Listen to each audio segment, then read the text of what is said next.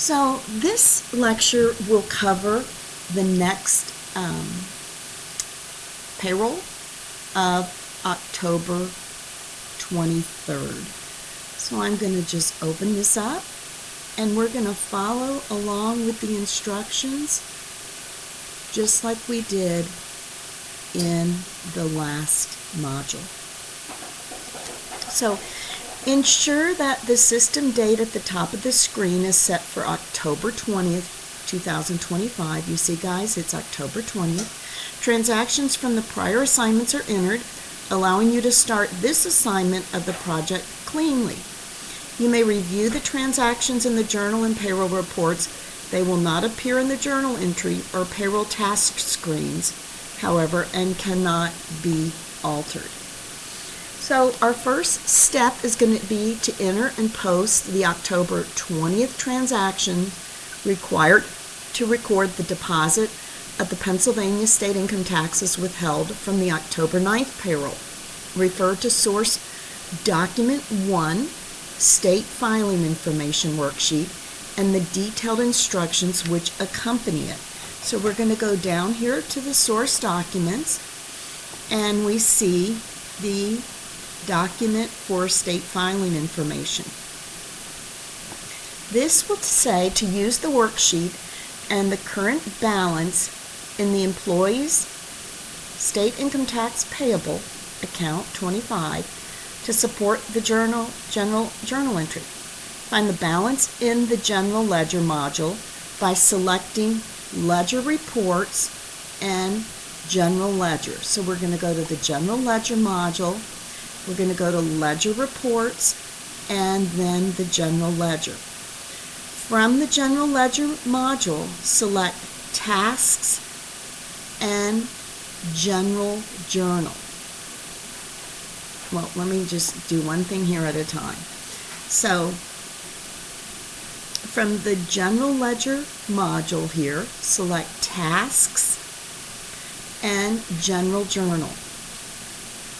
Click on Add New Entry and verify that the date is October 20th, which it is here. Enter any reference you choose. We'll call it Pay Tax. Next, select Insert Debit and Credit and enter or select the account from the drop-down account list. Enter the debit amount to employees SIT payable. It's account 25. Repeat this step for the credit to cash. And then we'll post it in the journal. So from the general ledger, select task, and the document shows that the Pennsylvania withholding tax should be $476.76.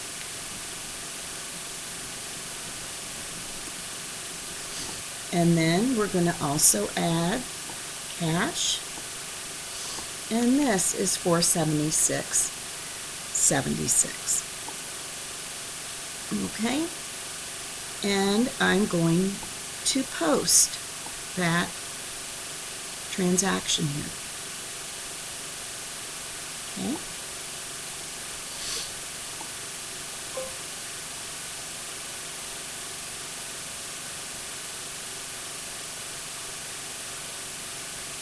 And here was the SIT payable of the $476.76. So what we did here is we debited it and credited cash. So we have paid the Pennsylvania department. Okay. Next, change the system date to October 23rd and edit the employee information. So I'm going to go up here, change it to October 23rd, and edit the employee information from the payroll module. So we're going to go down here to the payroll module. Let me make this so you can see it. We're going to go select tasks and maintain employees. Scroll down to employee number 180, and in the student, enter your own name. So Shoemake Nancy L. Leave the other fields as they are, and then we're going to save that. Okay, next, we're going to enter the payroll transactions for October 23rd, beginning with check 682. Now, we're supposed to refer to the document, source document number 2 here, employees to be paid this period, and the detailed instructions here. So here, to enter the payroll records, select Tasks and Pay Employees. Use the plus button, the Add here, to add a new pay record for each employee. Make sure the date is set to October 23rd, and the first check is set to number 682. So we'll put 682 in here. Select the employee and enter hours in the correct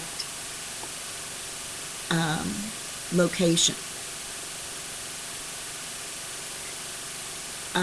Enter deductions as shown on the form. Note that group insurance is deducted in the pay period as well as union dues. So if we go and we start with our first Anthony Bono, we see that he has regular hours of 80, and we also see that he has overtime hours of 1.5, so we'll put in 4 overtime hours.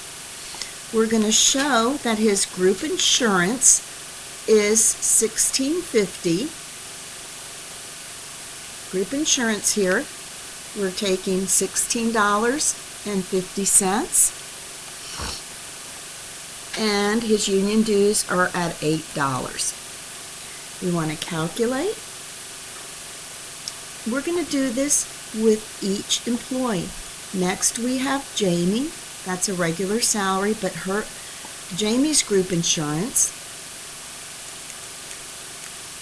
is $26.40. Again, we just continue to do this down. Ford is a regular salary. Ford's group insurance is $14.40.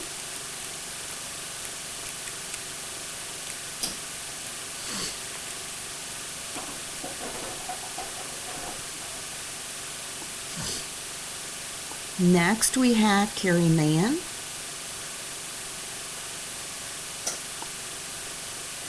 And Carrie Mann's group insurance is $15.90.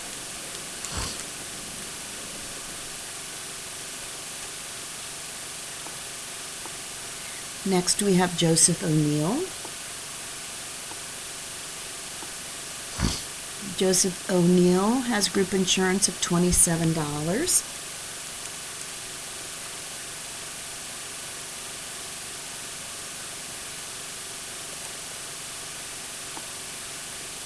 Next, we have Serdar Russell.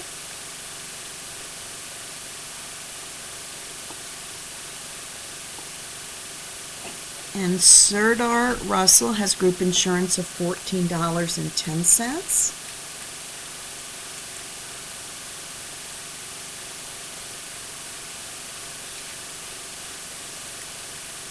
Just here it is, $14.10. Then we have Jerry Ryan, 80 hours. Regular hours are 80 hours. And good old Jer has 8 hours of overtime. So we'll go down here, 8 hours of overtime. And Jerry Ryan has group insurance of $16.80. And union dues, I'm just making sure I'm in the right column. Union dues of $8. Then we have Sokolowski.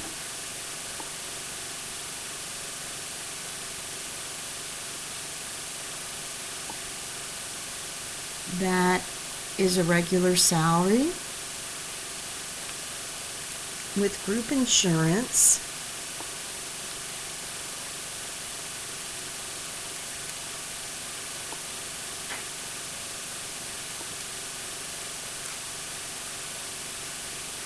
Over here, group insurance of $24. Then we've got the student name, and I am going to show 72 hours.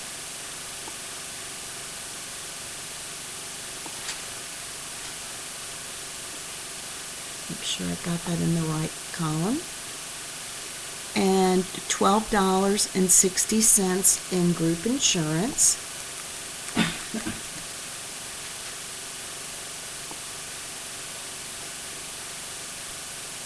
Calculate. And then Ruth Williams. Ruth Williams has a regular salary and group insurance of $14.40. So guys, just because I think my biggest error could be this group insurance, I'm just going to make sure I have them all incorrectly. $16.50, $26.40, $14.40, $59, $27, $14.10, $16.80, $24, $12.60, and $14.40, and I have my union dues. So we have entered all of the payroll. We want to make sure we save it to update the payroll report. Okay? As we move on now, we're going to display and review the payroll report. From the payroll module,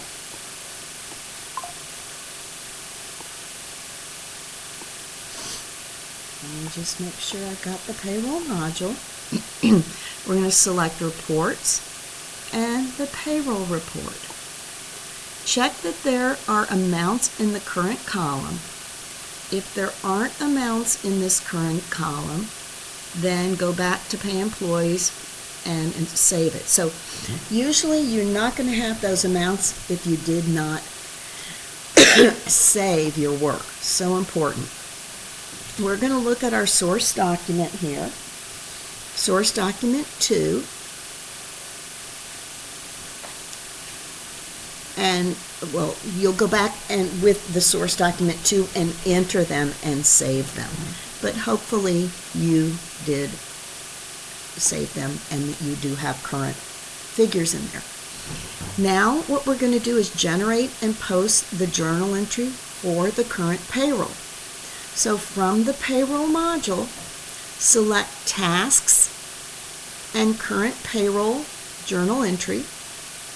Answer yes when asked if you want to generate the journal entry. Review the entry and post. The journal entry will appear in the general journal and in the general ledger of the reference column. So here, sorry guys, we will review this entry and I want to post it. Okay? Now we're going to generate and post the employer's payroll taxes journal entry. Again, from the payroll module, select tasks and employers' payroll taxes and journal entry. Answer yes. We're going to review this and we're going to post it. The journal entry will appear again in the general ledger and in the general ledger with the payroll shown as the reference column. You see that? The payroll is right there. Then, the next one, enter and post the October 23rd general journal entry to record the deposit of cash for the total net amount owed to employees in the payroll cash account. Refer to source document 3 as a memorandum. Here we have the memorandum that shows we need to transfer $12,635.92 from the operating cash account to the payroll cash account. So we are going to, from the general ledger module, so we'll go up here to the general ledger module, we'll select tasks and general journal. Click on add a new entry and verify the date is October 23rd. Enter any reference. We're going to call this general.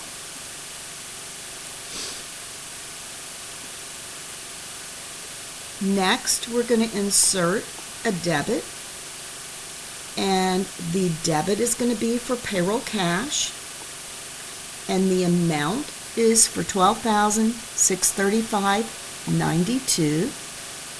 $12,635.92.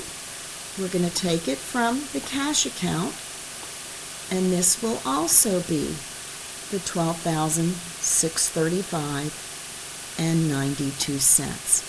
Okay, I'm going to post that. You need to post it or it's not going to show up. Okay? Next, display the general journal with the general ledger module still displayed. Select journal reports and general journal. Note, you can change the dates of the report and customize the report to display specific references or account numbers. So on the general journal, with the general ledger module still displayed,